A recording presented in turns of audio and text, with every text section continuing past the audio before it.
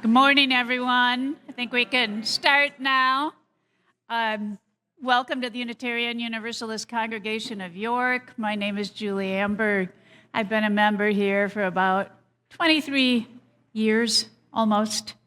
My pronouns are she and her, and I'm the worship associate for this morning.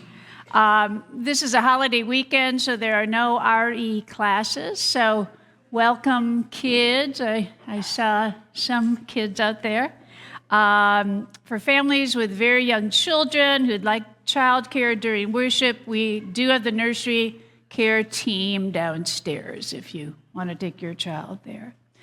Make sure to note the announcements listed on the back of our order of service, and you can scan the QR codes with your phone for more events, activities, updates, and information for newcomers.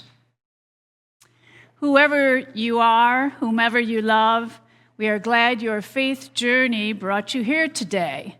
The mission of this congregation is to nurture a loving community, inspire lifelong spiritual and personal growth, and act for a better world. We welcome all of you joining us in person or online. If you're joining us for the first time, we ask you to visit the welcome desk in the lobby, or send an email to welcome@uucy.org so that we might get to know you. Let's now mark this time with a sacred breath before we begin our morning service. Again, welcome to UUCY.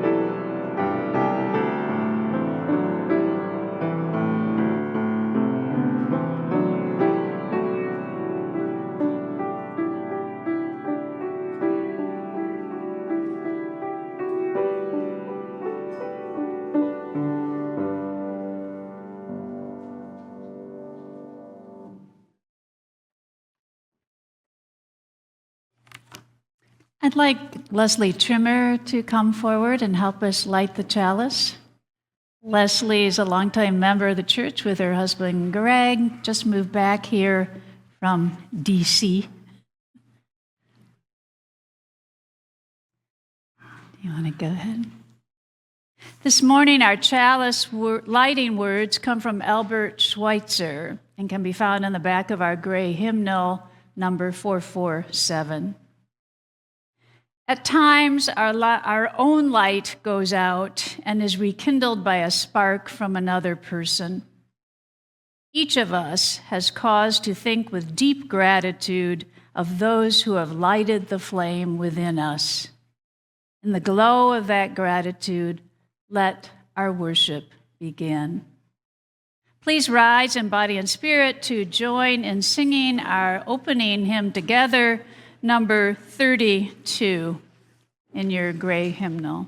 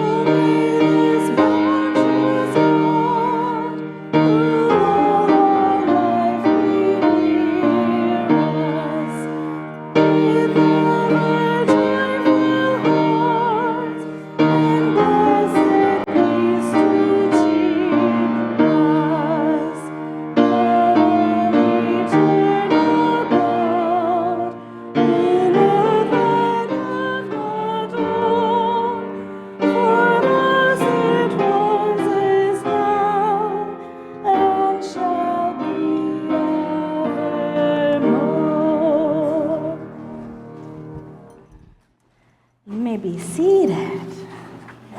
Unless, of course, you feel young enough in body or in spirit to join me on the rug this morning for a special story, a time for any age.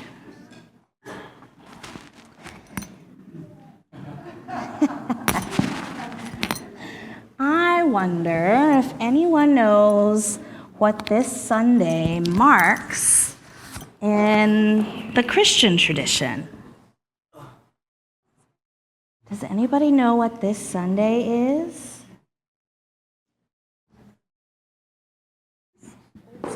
It's the first Sunday of Advent. You know, Advent calendars have candy in them. Well, the Sundays of Advent mark a season of waiting that includes special candle lightings, like on this wreath, on the 4 Sundays leading up to Christmas Eve. So why do you think they observe this season of waiting? What do you think they're waiting for during this season? Christmas, yeah. Some people might be counting down so they can be with their loved ones or open their presents. And some people might be waiting to hear the annual telling of the story of Jesus' birth. They might be kind of slowing themselves down in a way and marking time differently so they can focus on different things that they might otherwise find important, like hope and peace and joy and love.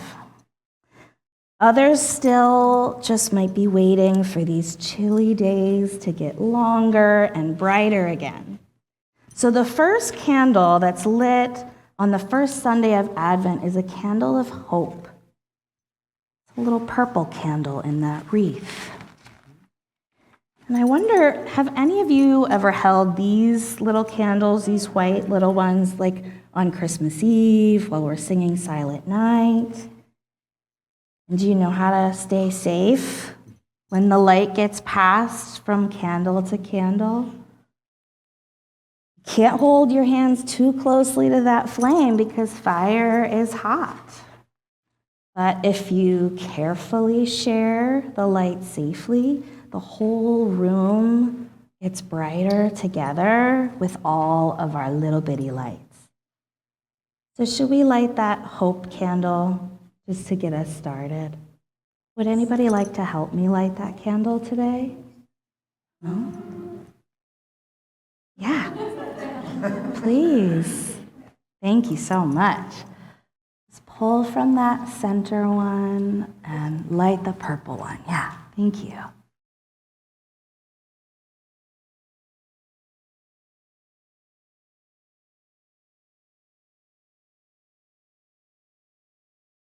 Great job. Thank you so much.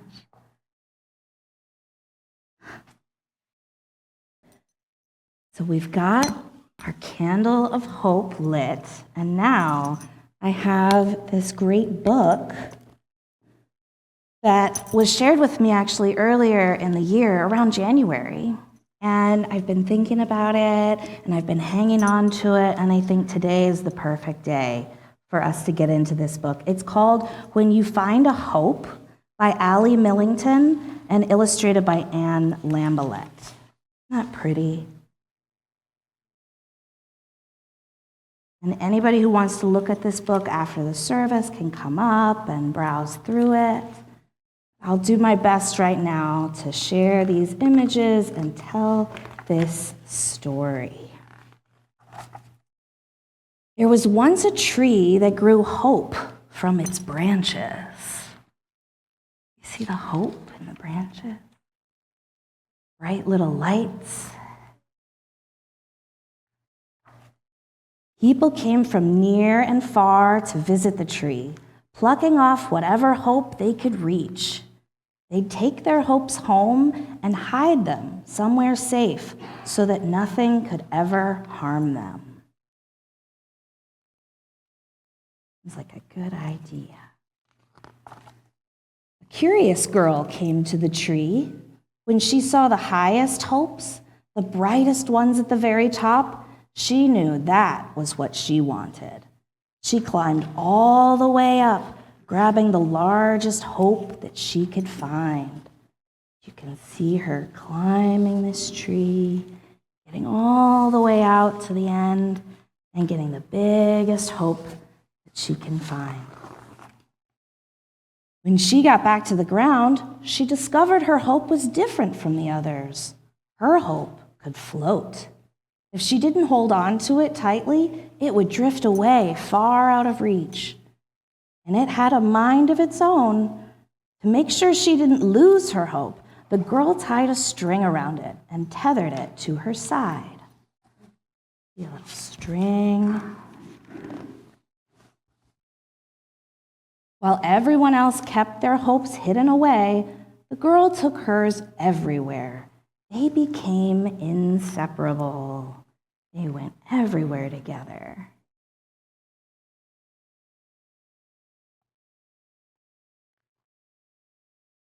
But then something unexpected happened. The girl's hope was crushed, broken into bits. Oh no.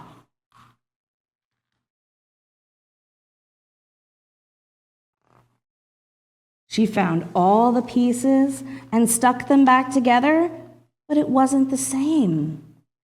She tried tossing it in the air, making it wings, tying the string as tightly as she could, but her hope would not float. Still, it was her hope. She didn't want to go anywhere without it. So the girl dragged her hope with her wherever she went, and over time it felt heavier and heavier to pull. Everyone wondered why she kept bringing it along. Her hope was broken after all. There was nothing she could do with it anymore. But still, the girl would not give up to holding on to her hope. Until one day, the string behind her felt suddenly light. I've lost all of my hope, the girl exclaimed. There is no more left. Sad and tired, she didn't bother trying to find the pieces. They were probably long gone by now. She untied the string from her side and left it behind. Life without her hope became gray and dreary. The girl was no longer curious or excited. She kept to herself and took the long way home to avoid the hope tree. It hurt too much to look at it.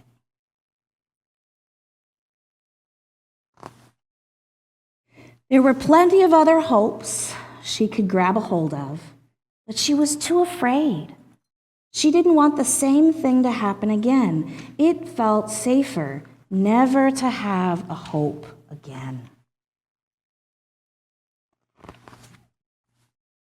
Seasons passed, and the girl noticed something she'd never seen before.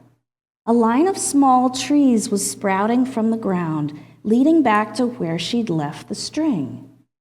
Who planted this, she wondered, because no one seemed to be caring for them.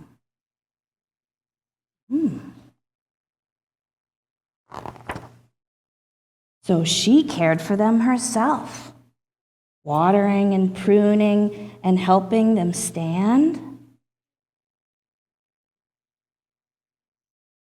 Something's growing. And then something unexpected happened. On the ends of the branches, tiny hopes began to blossom. They looked like her hope. Below the surface of the ground, the broken, scattered pieces she thought she'd lost were giving life to new blooms.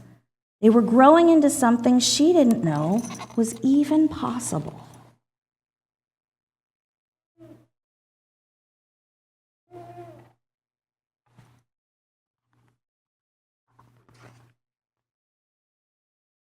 Oh, it's got roots now. The girl's hope no longer floated. Instead, it was rooted deep and strong because her hope wasn't meant for just her anymore. It was meant for something bigger. The girl shared the blooms of her tree with others, and there was more when she shared.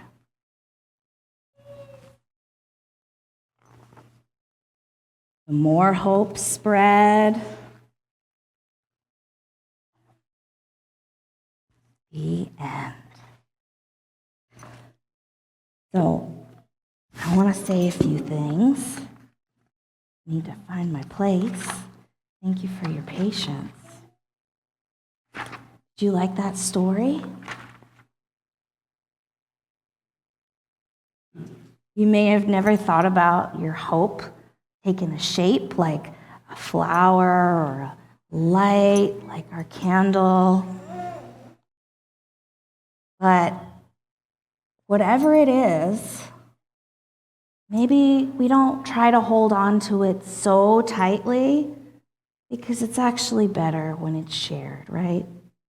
There's actually a song that we sing sometimes in worship about what we promise to do with each other when hope is hard to find. It's called Come Sing a Song With Me, and you can find it in our gray hymnal at 346. I'd like us to sing that together.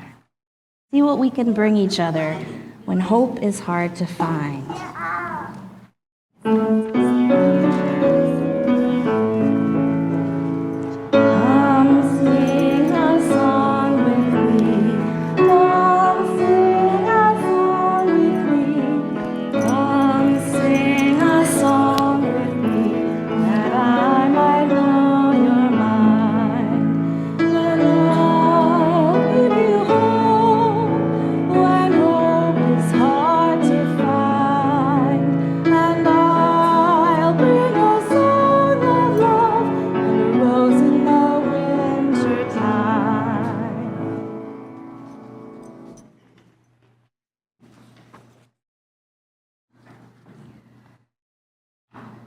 Friends, we dedicate time in our service each week to address what we call matters of the heart. We gather our spirits and center our hearts, minds, and bodies in a moment of loving kindness together. This is a time to share the joys and sorrows, the small moments of happiness, and the deepening concerns that reside within our hearts. You may share something anytime during the week on our website, or you can slip a piece of paper up here before the service. I'll also check in on our folks on Zoom on this snowy day. We have some folks who had to remain home. We light a candle of appreciation for the many hearts and hands who offer their gifts of service. And as we learn these names and faces, may we learn to extend our own gratitude. To Steve for greeting us at the door, Carol for providing beautiful flowers, Dan and Robbie or Bob for serving as ushers, Sherry and Carol for counting our collection, and Kathy for serving as the faithful steward of our program that supports our operations. Tess and others in the kitchen for brewing our coffee, and Doug, Charlie, Robert, and Zen for keeping us online all over the world, whether from home, in this sanctuary, or otherwise. For Chris for faithfully coordinating so many volunteers each week. It takes many hands to make this work light.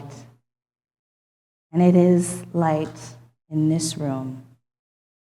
May all those whose labors remain unnamed feel held by our expansive gratitude and forgive us for our omissions. May we increase our awareness for all the invisible ways we share in this sacred work. We'll light one final candle this morning for all that remains unspoken within our hearts. It may feel too large to share or too small. You may not be ready to hear it aloud, but please know that our community holds these things with you in silence, even if the words never come. We honor all that we carry within us and know that the flame of our faith kindled here resides within us also at all times. So may it ever be, and amen. You may remain seated as we sing from our teal hymnal, hymn 1048, Ubi Caritas, which in Latin translates to, where charity and love abound, God is there.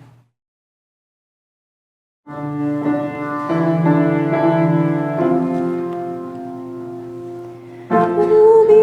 caritas et amor, ubi caritas Deus ibi est, ubi caritas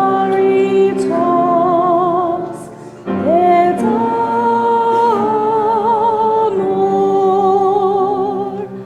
ubi caritas Deus ibi est, ubi caritas et amor, ubi caritas Deus ibi est.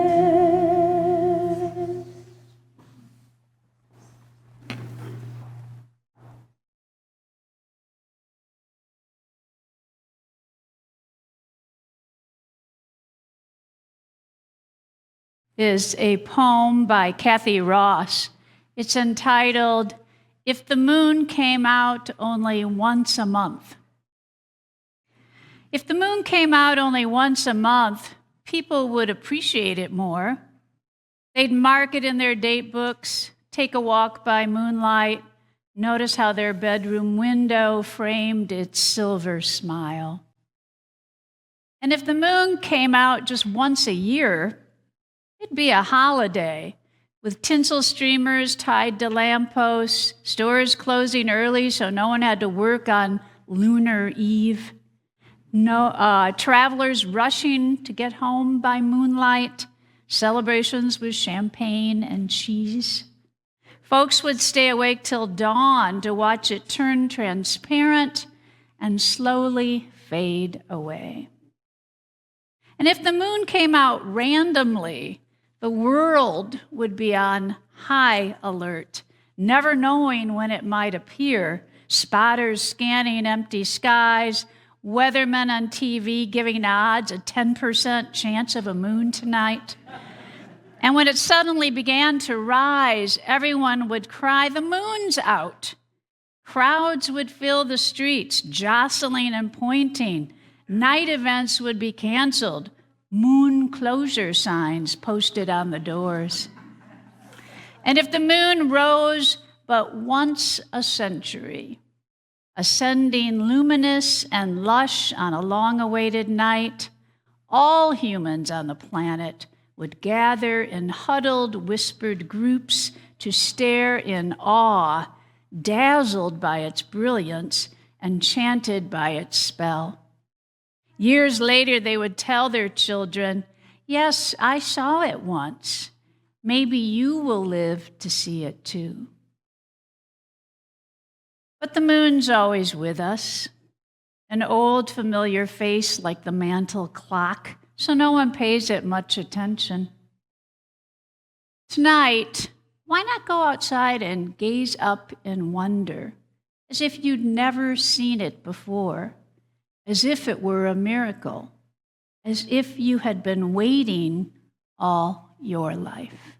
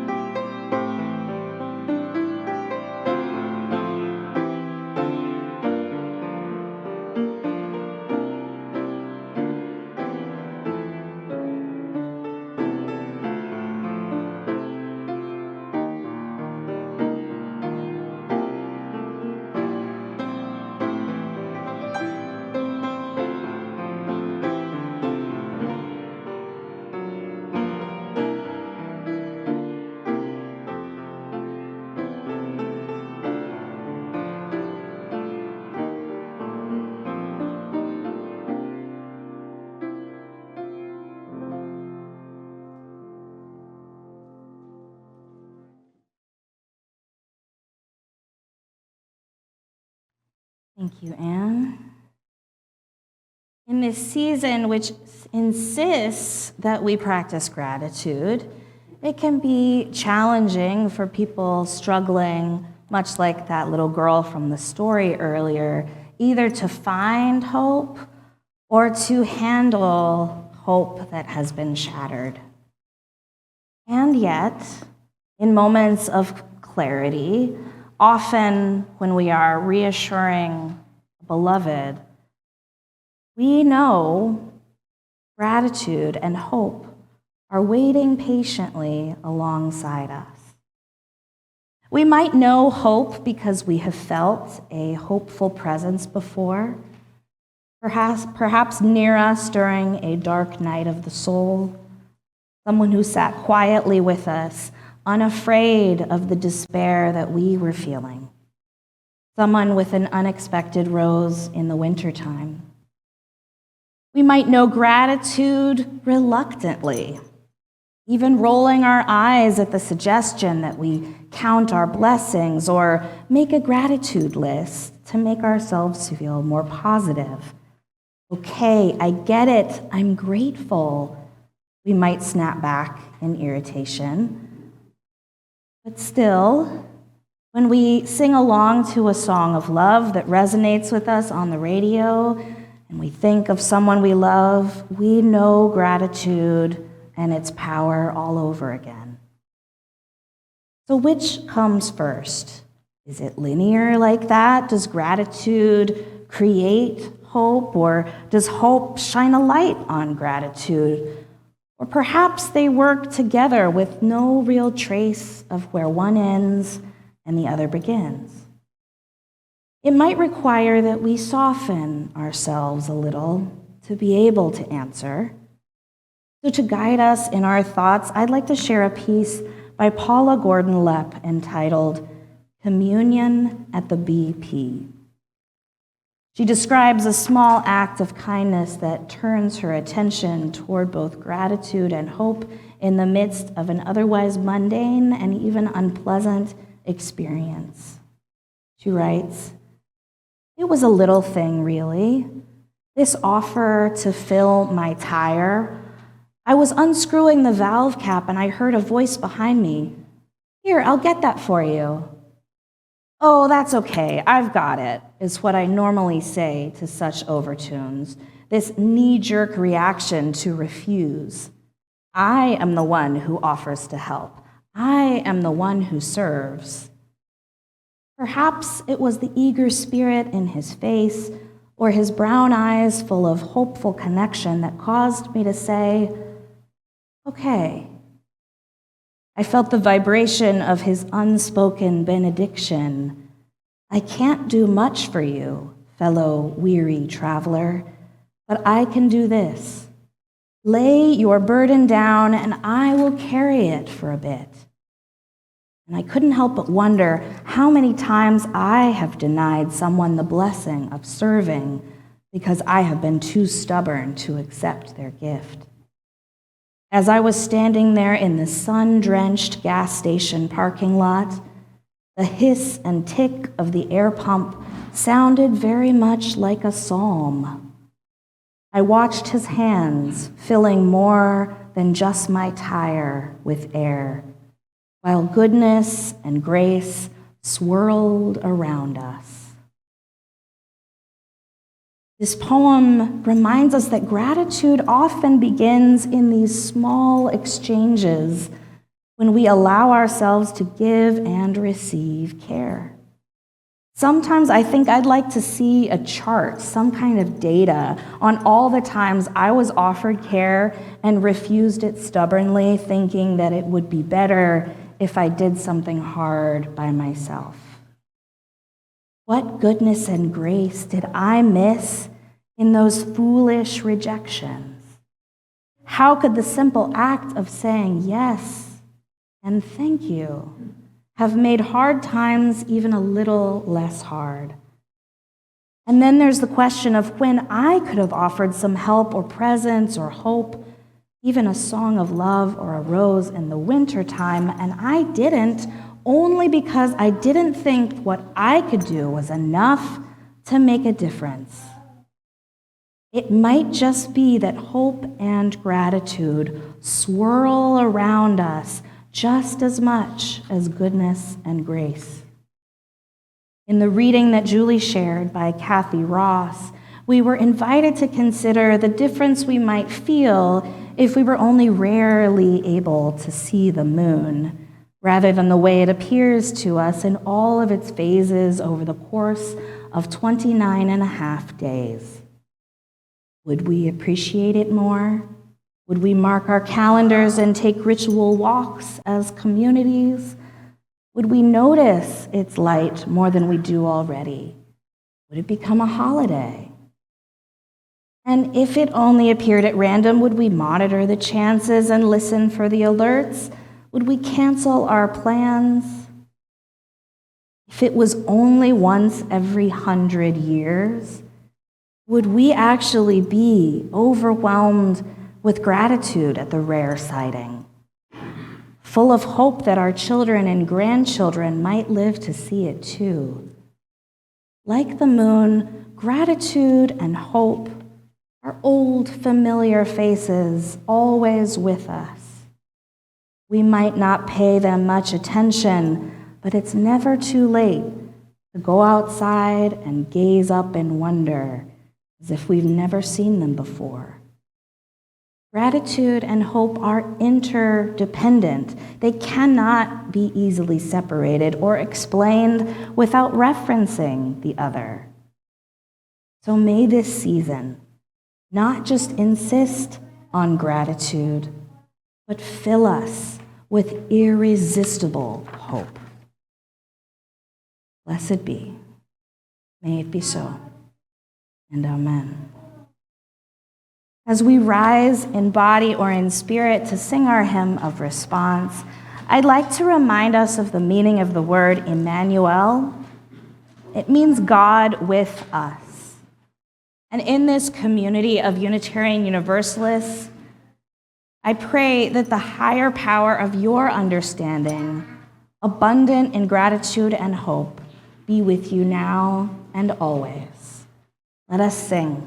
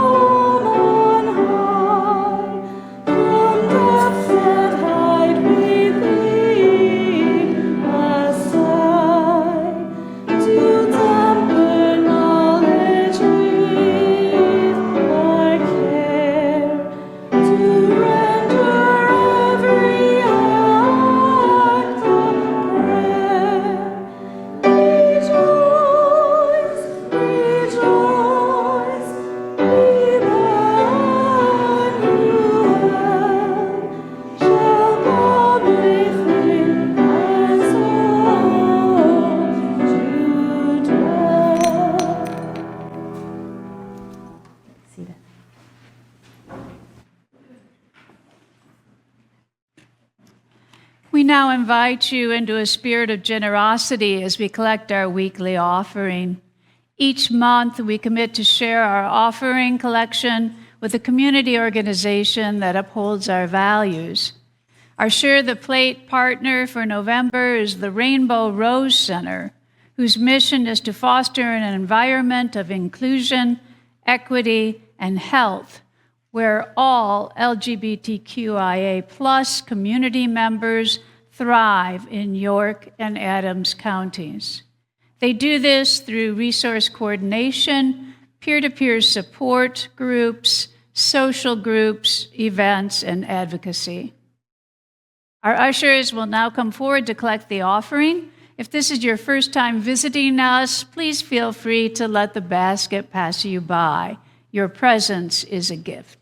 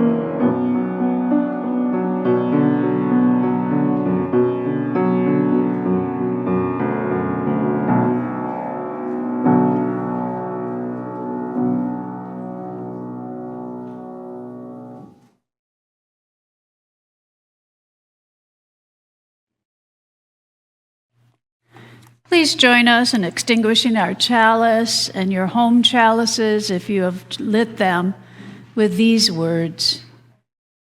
We extinguish this flame, but not the light of truth, the warmth of community, or the fire of commitment. These we carry in our hearts until we are together again.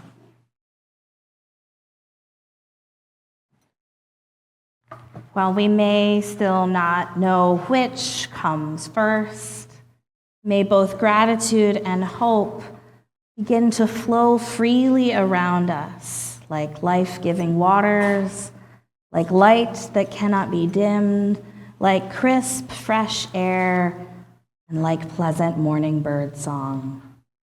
The words of Zig Ziglar remind us to look back in forgiveness, forward in hope, down in compassion, and up with gratitude to find everything we need.